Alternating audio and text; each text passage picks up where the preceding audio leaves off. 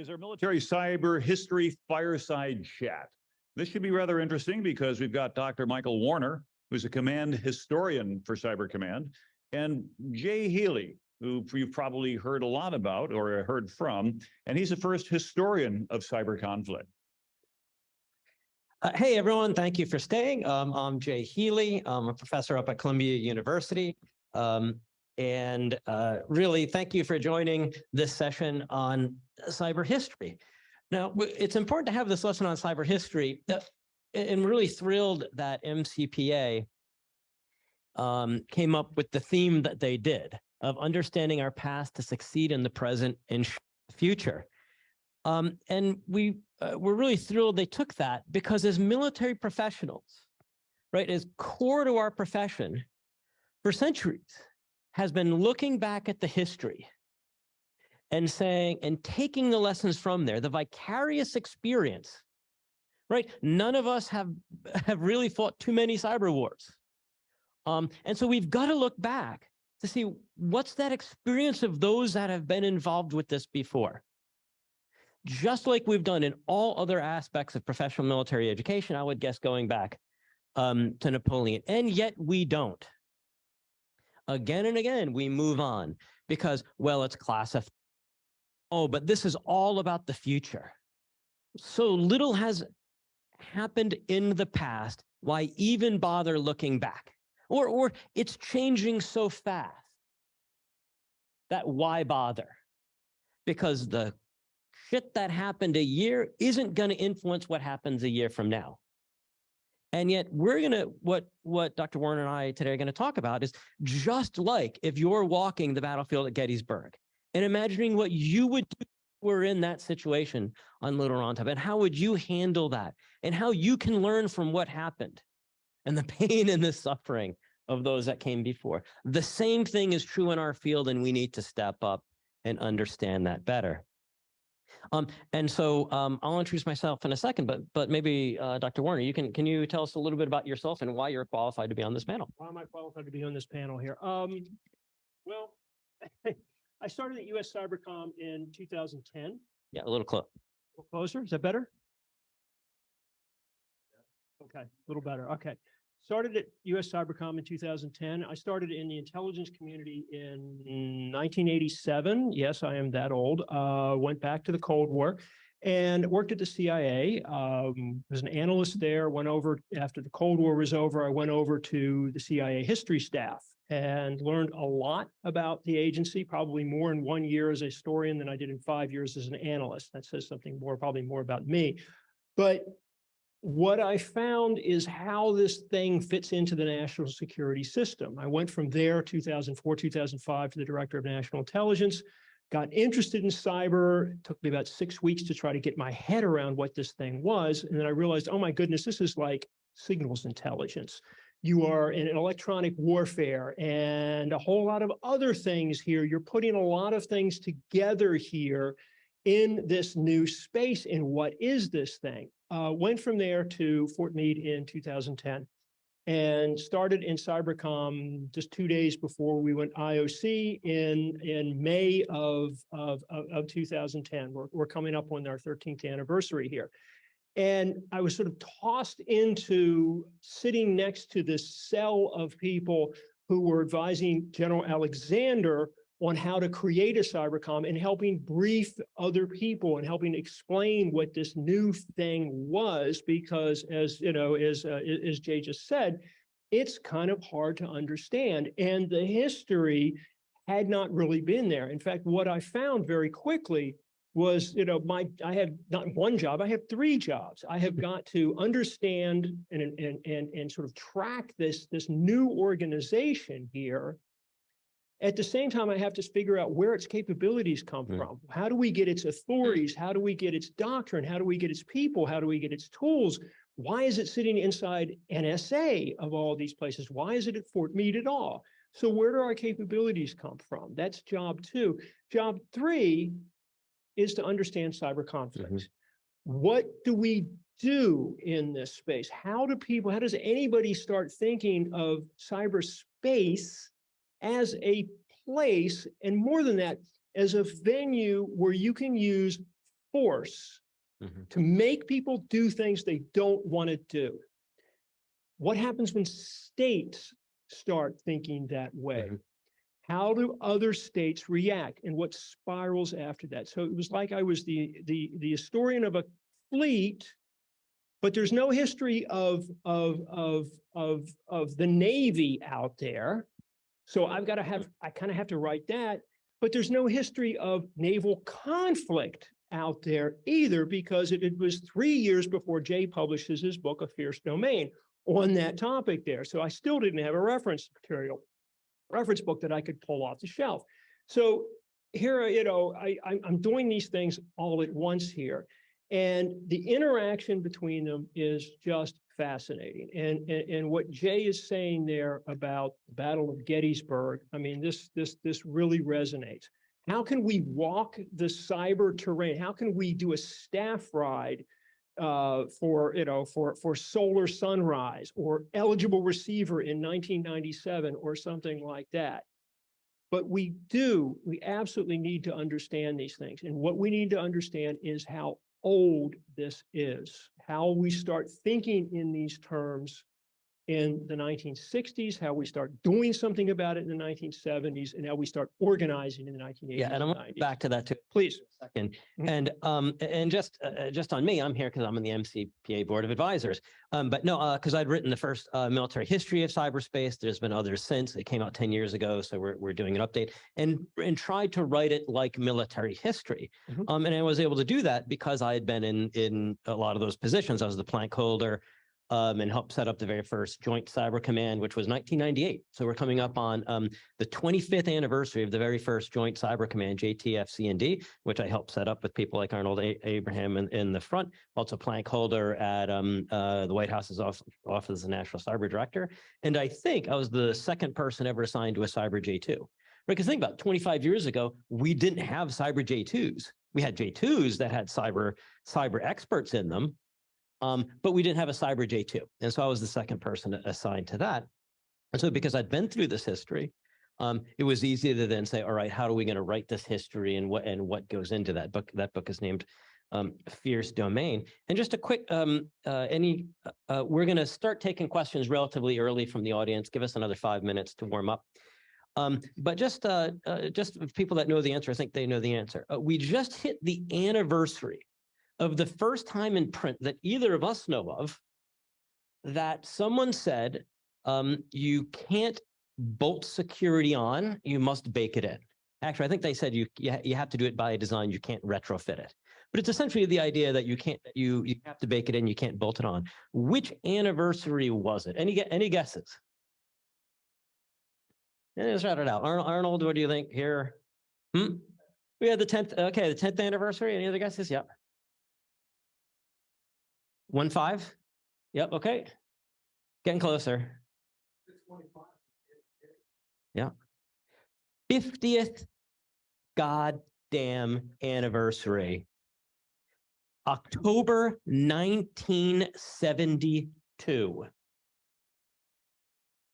was the first time in print that we can find that someone said that. And it was unclassified then, and it still is unclassified. Yeah, it's called yeah, what did you say about the report? Yeah, it's the Anderson report, created on contract for the Electronic Systems Division of the U.S. Air Force. U.S. Air Force. Yes, and James P. Anderson is the sort of the guiding light behind that, and he gets together a number of smart men and women to sort of look at how it is that computers are not only a security problem and a security vulnerability, but you can kind of see if you just turn this coin over, there's something on the other side of it, and it reads something interesting, and it says computers are also a target.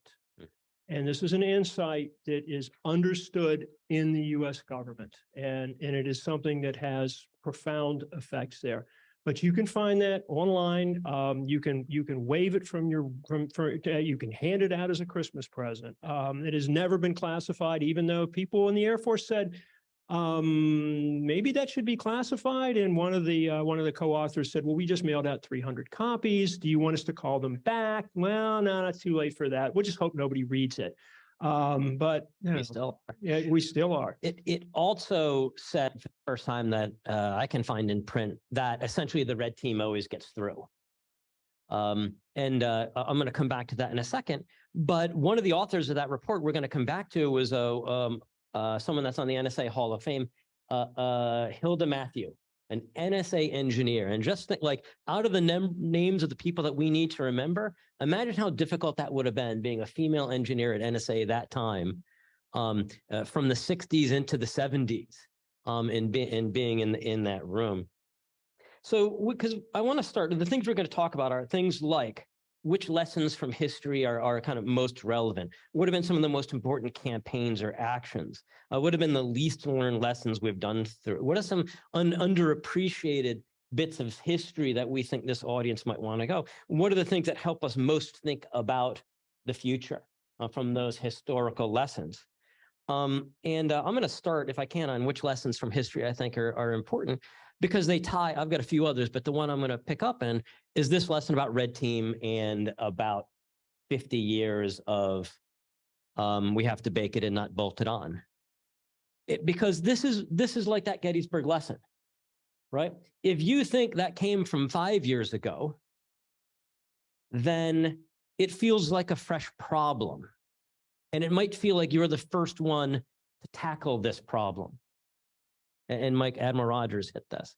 If you realize it's 50 goddamn years old, then you say, a lot of smart people have tried to fix this, and it hasn't been fixed yet. It's a really hard problem. We should learn what they tried, and we should try something different. And to me, that's what the new national cybersecurity strategy works at. If you know red teams have been getting through for 50 years, we say the attacker has had the advantage for 50 years. And so what the hell have we been doing?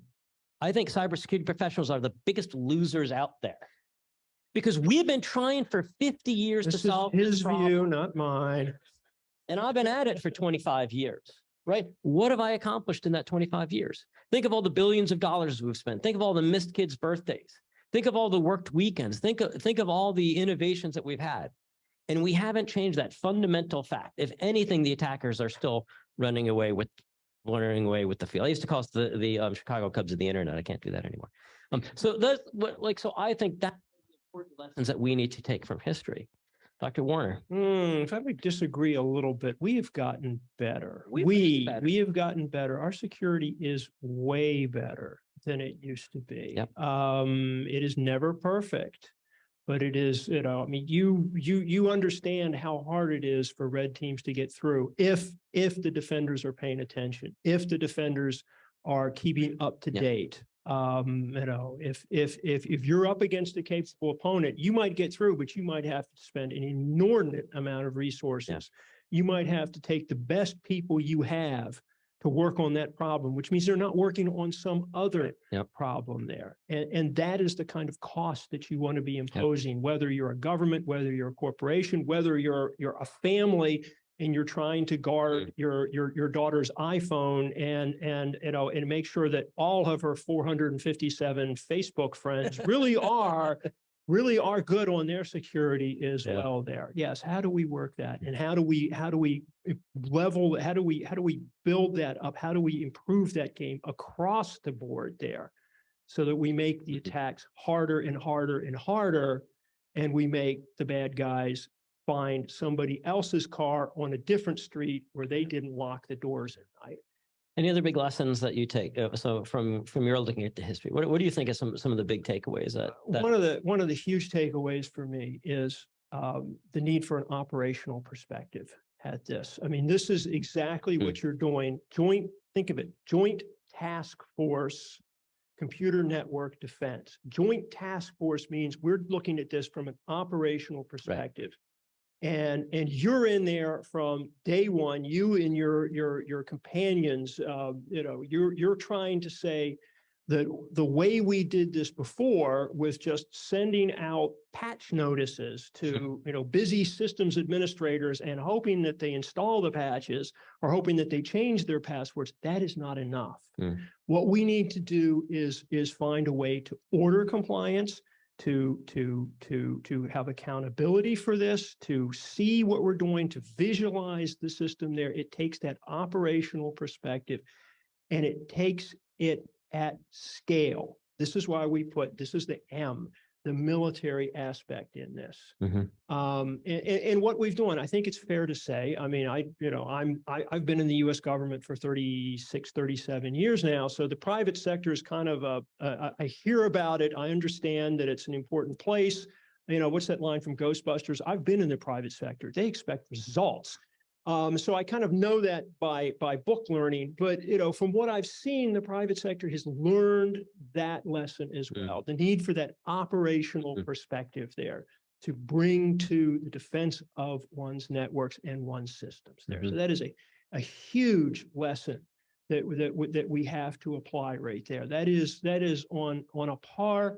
That is on a par with the kind of the Napoleonic revolution and how we build armies, the idea that you have to sustain these things through training and force development and everything else, an idea that emerges about 200 years ago and replaces the old idea that when we want to have a war, the king goes out and he hires a whole bunch of Hessians or mercenaries or whatever. And, the nobleman, the third son, buys his commission and so forth and so on. We're not sustaining militaries that way. So this is, this operational insight is key to understanding what we're doing in cyberspace. It's why I'm going to skip to most important campaigns or actions of the past, because I agree with that. Because there's a lot, if we were going to say looking back over, I think cyber conflict starts in 1986 pretty clearly. I think over that time that the most, and we've got all some different ways we could say the most influential. I'm going to go with Solar Sunrise because it fits in with what you had said. Anybody know Solar Sunrise? Anybody involved with Solar Sunrise? Okay, yeah, actually, always somebody. So February 1998, the Department of Defense had just gone through a major no-notice exercise called Eligible Receiver, where basically they took some NSA hackers and they set them feral and just say, all right, go see what you can do. Unscripted, it was briefed to the chairman, the Joint Chiefs of Staff, I think in the morning and the evening. And the chairman had to go to the exercise president, who was Dick Clark at the White House, and say, Mr. President, if this had been real, we wouldn't have been able to operate. So that was 97. You get the Joint Staff saying, man, this is a really bad problem. By the way, all of that core material is at a place called the National Security Archives at George Washington University. So a lot of that original material is there. And following in February of 1998, just a couple months afterwards, the United States Air Force CERT down in San Antonio detect a string of intrusions that seemed to have a locus in the Middle East. This was right during Allied Force, not Allied Force, Desert Fox, when Saddam Hussein, remember that guy, was getting ready to kick out force.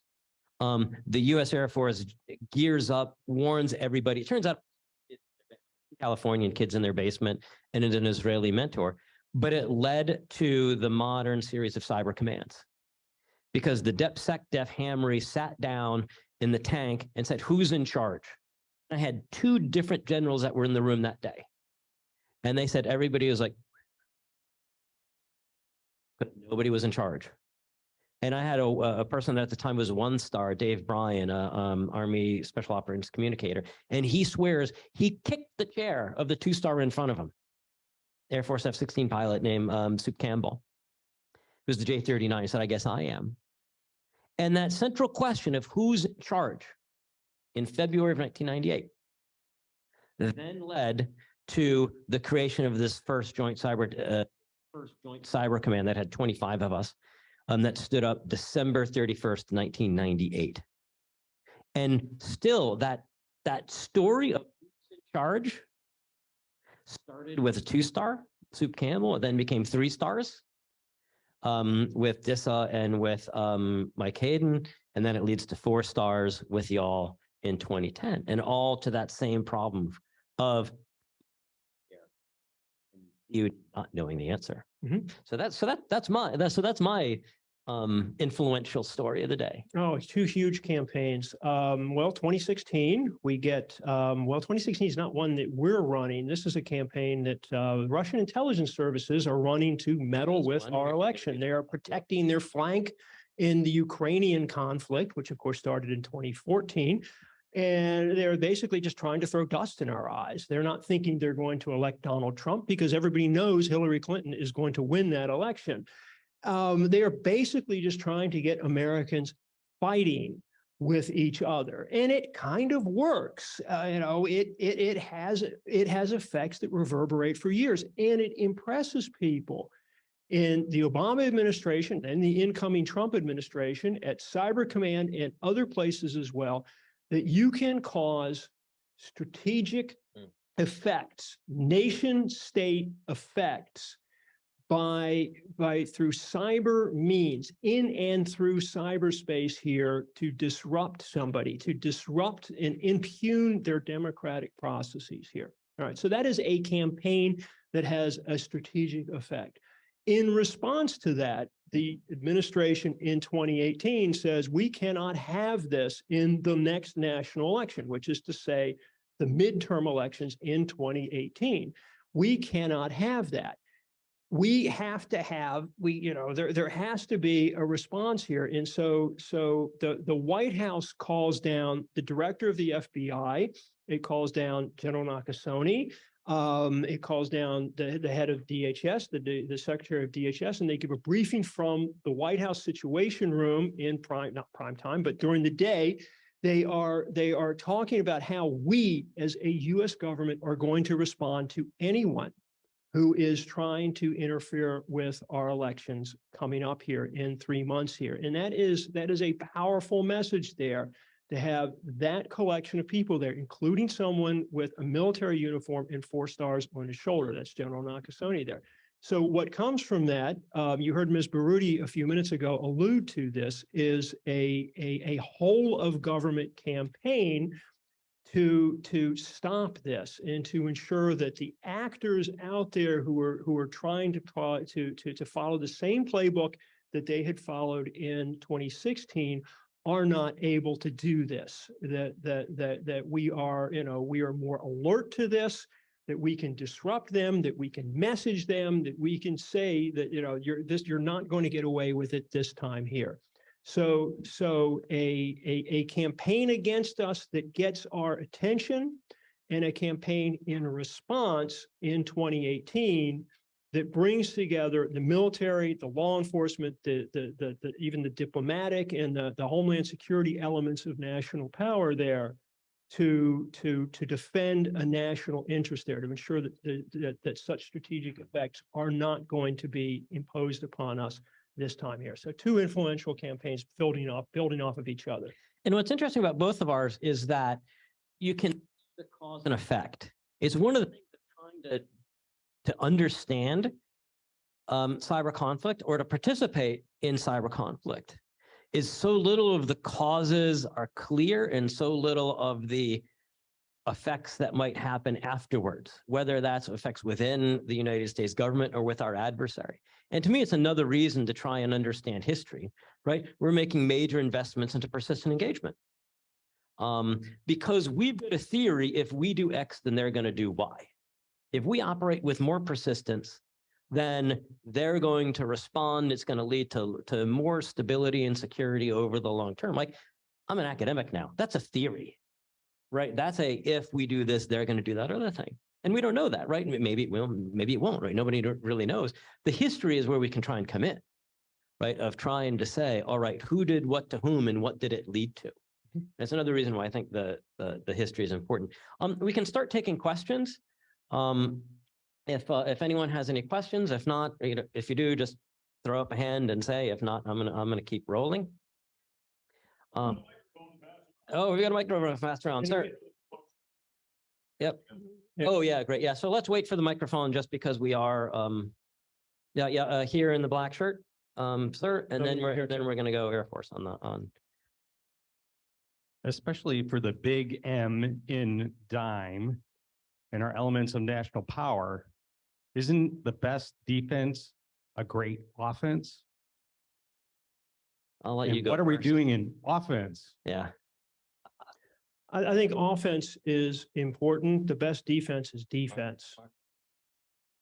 Yep. So just to fill that out here, I mean, we have, is General Nakasone had his command posture hearing before the Senate in March, I think it was. And he said down there, he said, a day without the DODN is comparable to a day without strategic deterrence. We have to keep our military command and control and data sharing networks up 24/7, 365.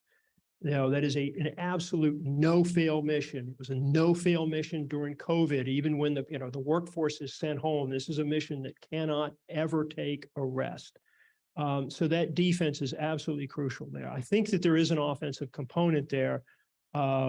Personally, just for my own view there, defense is our supported mission at Cyber Command, I think is as important or more important than our supporting mission to other combatant commanders there. And I think that I think that people in the leadership and department would agree with that.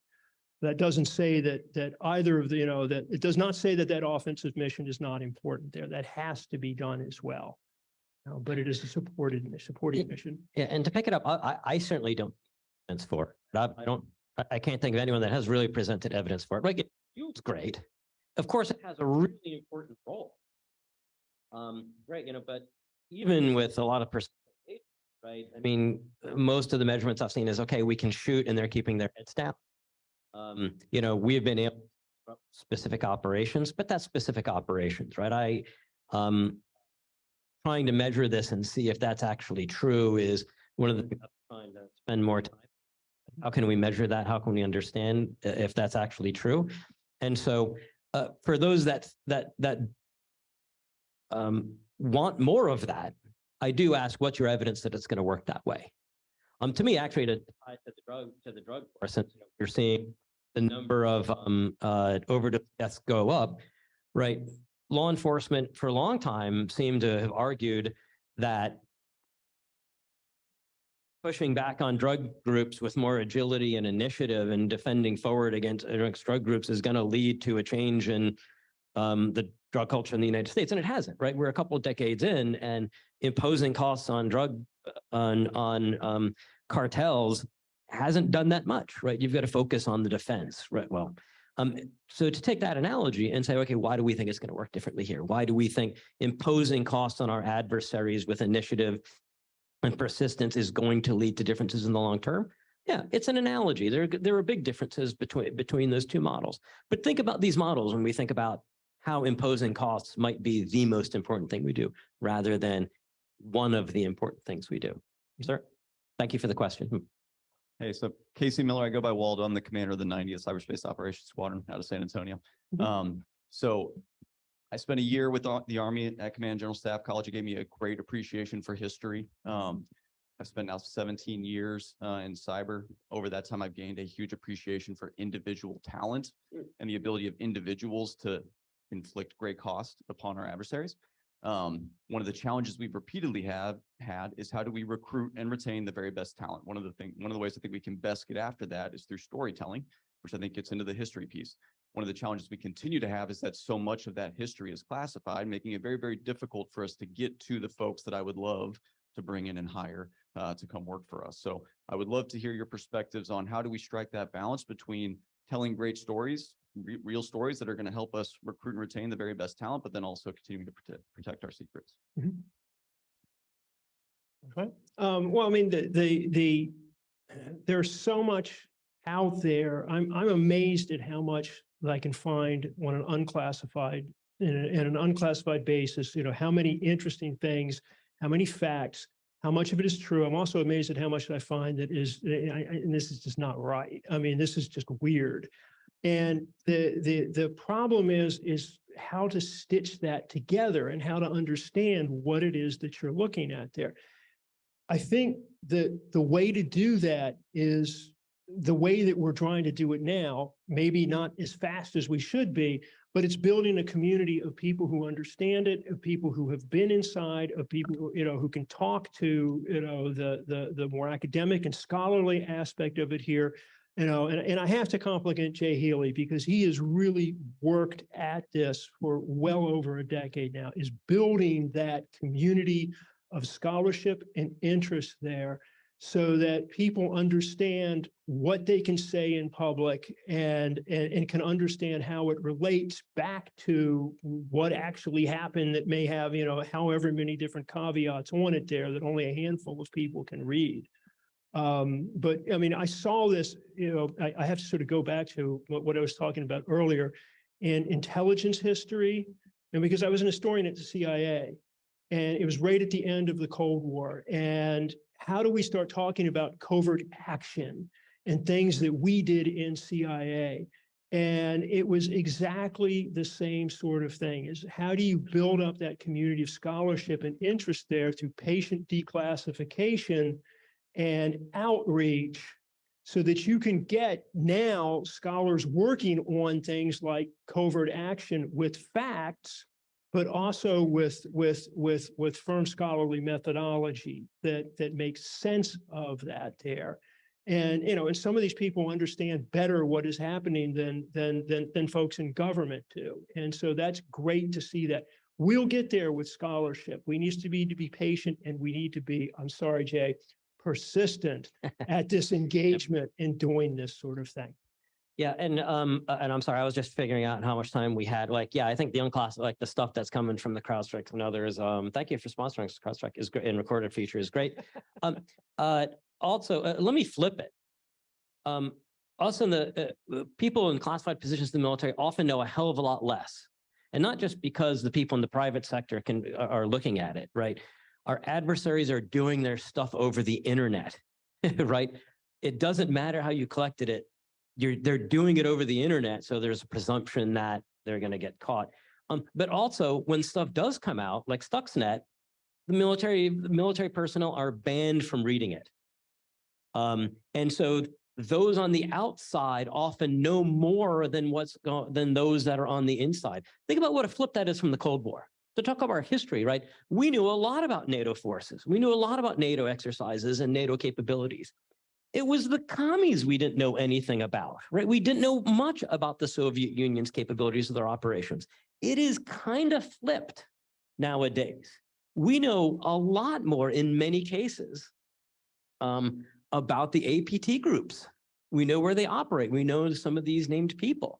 Right? If I want to learn a lot about how APT 28 is operating, I can learn a lot more than I can about what's happening up to 95 here. And just to get to the last part of your question, there is a lot that's published out there, and we need to make the switch. We're talking about history.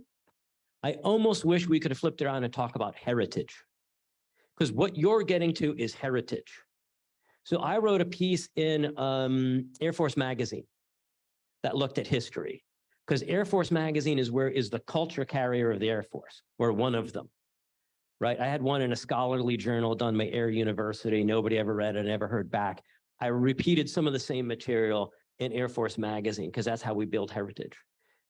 So we still have it. So I think we work with the Air Force Heritage Historical Associate, Air Force History Command or Agency, and others, to say, let's get out and do these oral histories.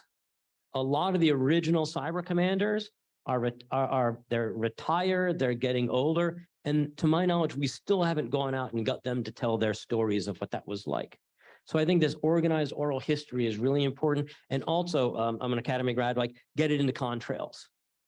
Right, as a cadet, I had to learn about Frank Luke Jr., the Arizona balloon buster. They ought to be learning about people like B.J. Schwedo, Greg Rattray, and the other grads and Air Force heroes that have been setting up cyber. With that, I think we've been cutting into break here a little bit. And am I turning? Oh, yes, Mark. We've got one more, and who's the next contestant? And I'm the next contestant, Joseph Schaefer, College of Information and Cyberspace. So I really like how the heritage and the history is going together. So really good questions. What do our policymakers need to know about cyber? People who, I mean, you talked about a lot of good stuff, like 50 years, no progress. Yeah. They might understand Army and Navy, but what do they need to know about cyber? Interesting. Do you want to? I would go back and just qualify one little thing. No, 50 years, lots of progress. We haven't solved the problem. All right. It's a big complex issue, but we understand that a lot better. What do they need to know about it? It's not a silver bullet. It's not going to solve all your problems. It's not going to make, some adversary country go away or something like this. It's the same thing that a policy maker had to learn about the Air Force in say 1952. It's not a silver bullet. It works with the rest of the government. It works with the rest of the military. It's always there. It's always a component. And, if you start with that assumption, you're probably going to be able to learn way faster. I really like that. To clarify, not lack of progress, lack of relative progress, right? We've been doing great, but the adversaries have been doing great and maybe even greater. Also continuity. And this is, I think, an important thing for military cyber professionals. If cyber had changed so much, right? What's one of the things we hear? Oh, the speed of change is incredible. Blink your eyes and the field has changed. If that were true, we could look back at these things from 50 years ago, 25 years ago, 10 years ago, and we'd be like, oh man, can you imagine they had to deal with those crazy things? Right? Man, remember when you only had those problems? But it's not. So if you think cyber is changing all the time, that's true at the tactical and technical level.